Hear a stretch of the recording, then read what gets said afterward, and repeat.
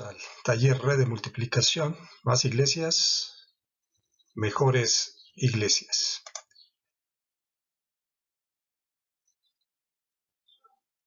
Sembrando iglesias saludables.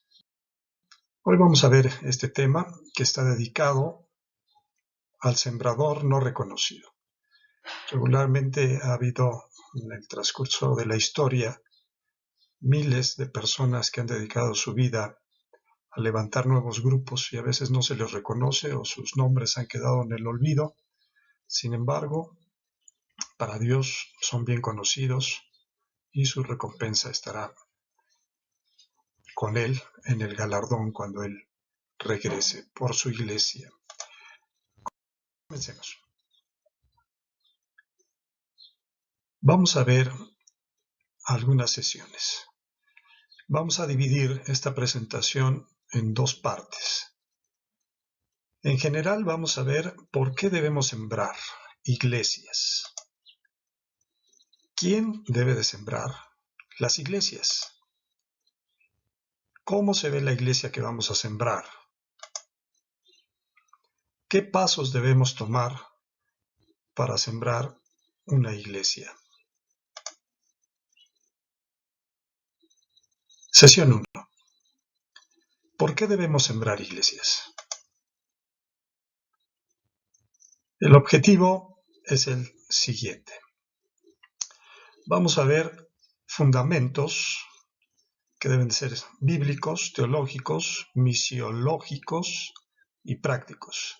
Esto nos va a llevar a poder sembrar nuevas iglesias. Vamos a revisar esta tesis. Dice, la motivación bíblica para sembrar iglesias saludables reside en la misión del Dios Trino, Missio Dei, amoroso y misericordioso, que desea que hombres y mujeres sean discípulos de Jesucristo y miembros responsables de la Iglesia, el cuerpo de Cristo, cuyas congregaciones son señales de la venida del reino para alabanza de su gloria. Podemos enfatizar en este caso muy particular que es la voluntad de Dios que todos procedan al arrepentimiento. Vamos a ver el fundamento bíblico, siembra de iglesias. El fundamento viene de Dios. Él es el creador de todas las cosas. Él es el que diseñó el plan para la salvación de la humanidad.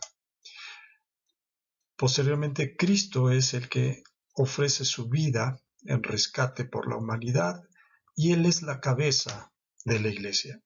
El Espíritu Santo es quien opera entre nosotros para que el reino sea extendido en esta tierra. Y para esto utiliza iglesias o congregaciones locales.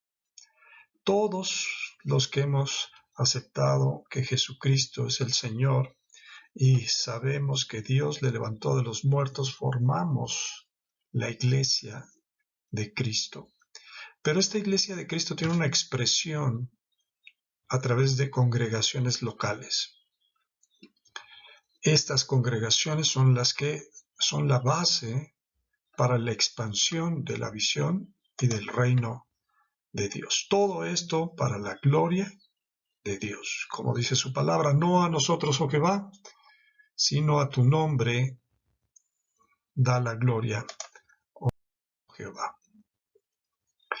Vamos a ver el fundamento teológico acerca de la encarnación. Conocemos los textos, no vamos a dar todas las citas, pero usted va a revisar en su Biblia los fundamentos. Por ejemplo, en Filipenses 2 nos habla de que Jesús no escatimó el ser igual a Dios como una cosa que aferrarse, sino que se despojó a sí mismo, haciéndose obediente hasta la muerte y muerte de cruz. Dice, hay en vosotros este mismo sentir que hubo en Cristo Jesús, su encarnación. Hablábamos del Dios misericordioso, Missio Dei, Juan 3:16, de tal manera amó Dios al mundo que ha dado a su Hijo unigénito para que todo aquel que en él cree no se pierda, mas tenga vida eterna. Usted lea las citas de Mateo 28, Marcos 16 del 15 al 16 y Lucas 24 del 46 al 49. El reino de Dios, que es la faceta que utiliza Dios para su iglesia en su expansión. Primera de Pedro 2, del 9 al 12, Colosenses 1, 13. Vamos a ver los fundamentos misiológicos. La iglesia. Bueno, la iglesia existe. Y en esa esencia de ser la iglesia, esta es el ente que anuncia, que encarna, que participa. Es el encargo que Dios le dio a la iglesia. Pudieran bien los ángeles haber venido a hacer esta función, pero Dios nos escogió a nosotros, que formamos parte de su iglesia, para anunciar, para proclamar la palabra. Esa es su esencia, esa es su naturaleza. También hace lo que es. Proclama, sirve, ministra. Ministra lo que Dios le ha dado. Es su función, es su propósito, es su esencia. También organiza lo que hace. ¿En qué sentido? Planifica, implementa, evalúa, cambia. Debe de ser flexible. Debe de tener la guía del Espíritu Santo, una estructura, una organización, pero no humana, no lógica, sino guiada por el Espíritu. Su palabra dice, si vivimos por el Espíritu, andemos conforme al Espíritu. Sembrar iglesias. El fundamento práctico. Estas son las razones. La razón fundamental es que la población está creciendo rápidamente. Las iglesias deberían de crecer en el mismo porcentaje. Las iglesias nuevas ganan a más personas que las ya establecidas. Es una realidad. Y Dios a veces utiliza esta mecánica cuando la iglesia se resiste a hacer su función de extender el reino. Usted véalo en su propia experiencia o en la experiencia de alguien más. Puede darse cuenta que muchas iglesias se fundan, se forman por rupturas, por rompimientos, por roces dentro de una iglesia y se desgrana y van formándose otros grupos. ¿Por qué es esto? No es que no vamos a evaluar si está bien o si está mal, estamos viendo la realidad. Dios utiliza esas circunstancias porque la iglesia se opone, se resiste, está muy cómoda entre las cuatro paredes y no quiere salir a hacer su labor de extender el reino. Las iglesias establecidas tienden a estancarse. Usted lo puede ver, una iglesia, conozco iglesias muy hermosas, muy grandes, muy antiguas, pero hasta ahí llegaron. Simplemente son las mismas familias, las mismas familias. Las iglesias nuevas pueden estimular también a las ya establecidas. Es una forma de, incluso como dice la Escritura, que Dios le dio celos al pueblo de Israel, llamando también a los gentiles. Puede ser una mecánica que Dios utilice para mover a las iglesias ya establecidas a dejar ese estancamiento y a cambiar su visión. Ok, esta es la continuación de las razones prácticas. Se necesitan iglesias cercas de donde viven los perdidos. Las iglesias nuevas son más flexibles. Esos grupos que se crean en casas, grupos pequeños, son más flexibles que las iglesias grandes, ya con programas, con estrategias. Es muy difícil para ellos a veces cambiar las cosas. Es imposible que una iglesia alcance a todos también. No vamos a alcanzar a todos. Por eso es necesario que haya nuevas congregaciones. Las iglesias nuevas desarrollan líderes rápidamente por su misma exigencia, por su misma necesidad. Y la cercanía ayuda al discipulado. Hay que estar más constante, más cerca de los congregantes para discipular. Discipular es llevar a una persona, formar en él el carácter de Jesús. Objeciones. Siempre hay objeciones. Comenzar nuevas iglesias debilita a las ya establecidas.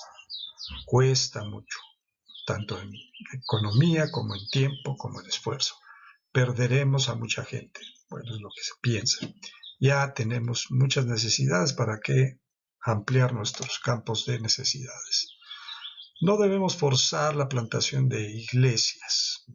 Muchos tienen esa idea. No, es que dejemos a que sea el tiempo de Dios. Es una justificación vaga. No podemos proteger la sana doctrina. Bueno, voy a retomar el punto 5. No debemos forzar la plantación. Es cuando las personas dicen, no, hay que esperar al tiempo de Dios. El tiempo de Dios es perfecto. Bueno, se habla mucho del tiempo de Dios, pero el tiempo de Dios es hoy. La Escritura dice, si oyeres hoy su voz, es como cuando se le comparte a alguien, bueno, Dios sí tiene su tiempo para esa persona. No, el tiempo es hoy. Dios no quiere que endurezca su corazón, pero a veces tienen que pasar muchas circunstancias para que la gente reconozca. Entonces entendamos esto en la urgencia de movernos de acuerdo al Espíritu. No podemos proteger la sana doctrina. La sana doctrina depende del Espíritu Santo, que es el que nos guía y es nuestro maestro.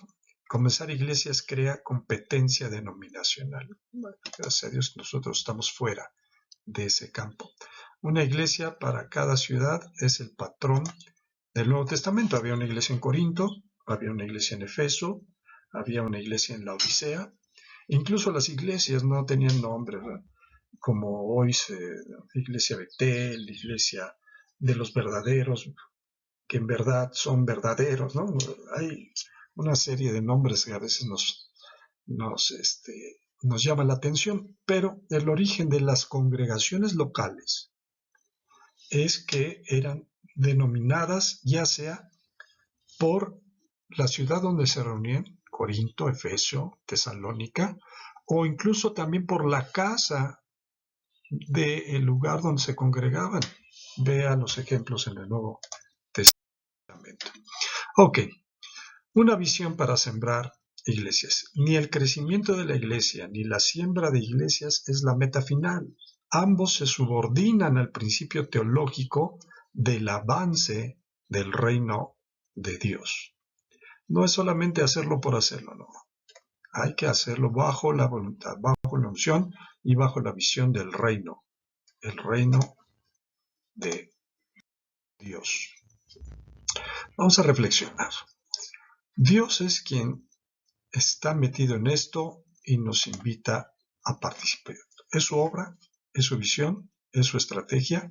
Simplemente dice el apóstol Pablo, nosotros somos colaboradores de Dios. Ahora la pregunta es, ¿participaría usted de alguna manera en hacer esto una realidad? Sesión 2. ¿Quién debe sembrar? Las iglesias. Siempre pensamos que hay alguien más que lo va a hacer. Dios va a levantar siempre a alguien más. Es lo que nosotros pensamos. Pero debemos analizar este aspecto. El objetivo es proveer un perfil básico de algunas de las características que debe poseer el sembrador de iglesias exitoso. Proveer una herramienta de autoevaluación para el sembrador. Paradigmas. Dos paradigmas opuestos. Aquí hago un paréntesis. Si algún término usted no lo... Podría yo explicarle qué es un paradigma, pero es mejor que usted lo investigue, que usted nos ayude a involucrarse en este estudio y a participar activamente. Si hay algún término, hay alguna cita, hay alguna frase que no comprendió, analícelo, estúdielo, investíguelo. Eso es lo que se busca. Ok, dos paradigmas opuestos. Educación formal. Aquellos que se llaman, que han salido de un seminario, de un instituto bíblico, etcétera, tienen una educación formal. Y hay quienes no tienen ninguna preparación, pero tanto a unos como a otros, Dios los usa para su obra. Voy a poner un ejemplo entre los apóstoles. Pedro, un pescador, un hombre recio, un hombre común, sin mucha preparación. Incluso dice el libro de los Hechos que el Sanedrín, cuando ellos se presentaron ante él, conocían que eran gente común, gente del vulgo, pero hablaban de una forma especial, les reconocían que habían andado con Jesús. El caso de Pedro. El caso de Pablo, un asunto muy diferente. Pablo, un hombre preparado, estudiado, hablaba varios idiomas. Dios también lo usó, tanto a uno como al otro. Así también entre la iglesia. Habrá quien tenga estudios formales y Dios lo va a usar. Y hay quien no tiene una preparación, pero Dios también le va a usar. Selección del sembrador. Principio insustituible. Se necesita un llamado. Sumérjase en estos textos. Hechos 13, 1, 2 Corintios 5, del 18 al 20 y 1 Corintios 4, del 1 al 2. Dispensador, que es de una palabra griega que es oikonos, que en sí se basa en el principio de no se puede dar lo que no se tiene. Usted no puede dar lo que no ha recibido. Por eso Pedro y Juan le dijeron a aquel paralítico de la puerta: no tenemos oro, no tenemos plata, pero lo que tenemos te damos. El sembrador va a tener que dar lo que ha recibido. Y también que somos embajadores. Somos embajadores de Jesús. Representamos al Rey en esta tierra.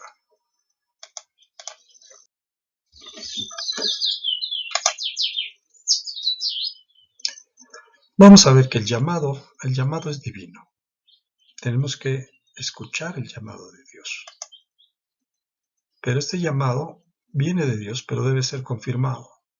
Hay mucha gente que se confunde y dice: yo siento un llamado. Pues pídale a Dios confirmación. Ahora, Dios nos ha llamado a todos a ser partes de su obra. Pídale una confirmación también. Y debe ser específico. ¿Hacia qué te estaba llamando Dios? A unos constituyó Dios apóstoles, profetas, evangelistas, pastores y maestros. Debemos entender hacia qué nos está llamando Dios específicamente. Y debe ser satisfactorio. Esto no debe generar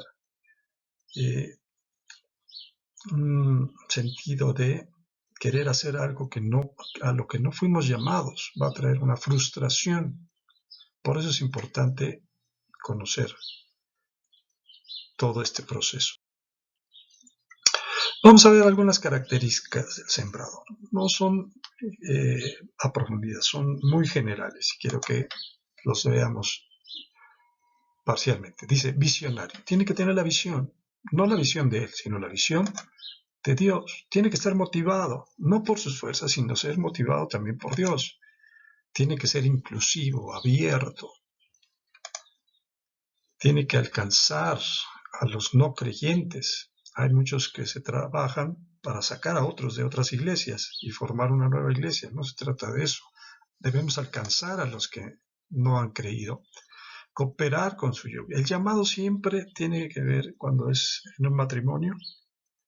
Dios está llamando a los dos, no solamente a uno y al otro, no, ya sea a la mujer o al hombre. Siempre se debe de cooperar entre cónyuges. Se relaciona con Dios, se relaciona con el Espíritu Santo, se relaciona con los demás. Incluso también se relaciona con los no creyentes para llevarles la palabra. Está dedicado al crecimiento espiritual en su persona, crecimiento espiritual en su ministerio, crecimiento espiritual en su servicio, y responde a la comunidad. Usa los dones de otros. Más adelante lo vamos a analizar, pero el sembrador no es un todólogo, no va a poder hacer todo él solo, va a depender de la ayuda de los demás, debe de aprender a usar los dones de los demás, debe de ser flexible, debe de unir a la iglesia, no ser una piedra de tropiezo o no ser un destructor de iglesias. Se adapta a las condiciones, a los recursos, a las situaciones, a lo que Dios le dé y sobre todo ejercita la fe. Autocalificación. Cada persona puede evaluarse a sí misma. Sirve como punto de partida para conversar con algún ser querido, líder o mentor, con miras a la siembra de iglesias. Dos verdades. Las experiencias de muchos sembradores, tanto de los que tuvieron éxito como de los que fracasaron, nos permiten definir mejor en el presente algunas de las características que Dios usa para sembrar iglesias saludables. Pablo dijo: así que ni el que planta es algo, ni el que riega, sino Dios que da el crecimiento. 1 Corintios 3:7. La iglesia solo será plantada si colaboramos con Dios. Él edificará su iglesia. En el punto 1 quiero hacer un comentario. Dice aquí, tanto las que tuvieron éxito como los que fracasaron. Hay que también administrar el fracaso. Hablaremos de eso en otra ocasión con más profundidad. Vamos a hacer este receso. Hasta aquí vamos a llegar en esta primera sesión, estas dos primeras sesiones que vimos de este taller de sembrador. Vuelvo a hacerles algunas indicaciones. Repase los textos, vea este video una o dos veces. Si hay una palabra, una frase que no entendió, analícelo, investíguelo y sigamos adelante. Que Dios me los bendiga.